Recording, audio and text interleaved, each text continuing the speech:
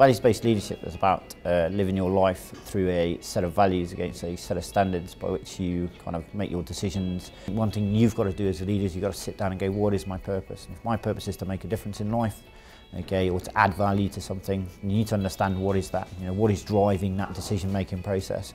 So you have to look at yourself and go, what are the decisions I'm going to make, and is there a framework I can do those? Now for me, they're very simple. It's courage, it's about having discipline, it's about having integrity, a bit of selfless commitment and a bit of respect for other people.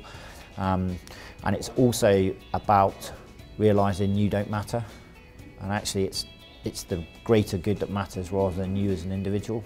And that's an incredibly difficult thing to do because we're quite selfish as people, and therefore there's a degree of huge self-awareness. To be a values-based leader, you need to be very self-aware of what your strengths, what your weaknesses are, and how they will interact into the environment and how they will change this particular situation. So you can't be a values-based leader unless you actually understand yourself. And also you're prepared to shine the light in the areas of your character that you know are wrong, but you'll constantly shy away from them because you think, I don't want to address that because it's too difficult. It's about realising that everything we do in life, you don't do it as an individual, you have to do it with someone else. And actually part of that is you have to give control over to someone else. You don't have to give responsibility and authority, you have to give them control. And you have to understand that they will see the world differently to the way that you do it. And actually that's a very healthy thing, it's not an unhealthy thing to do that. You've got to empower people.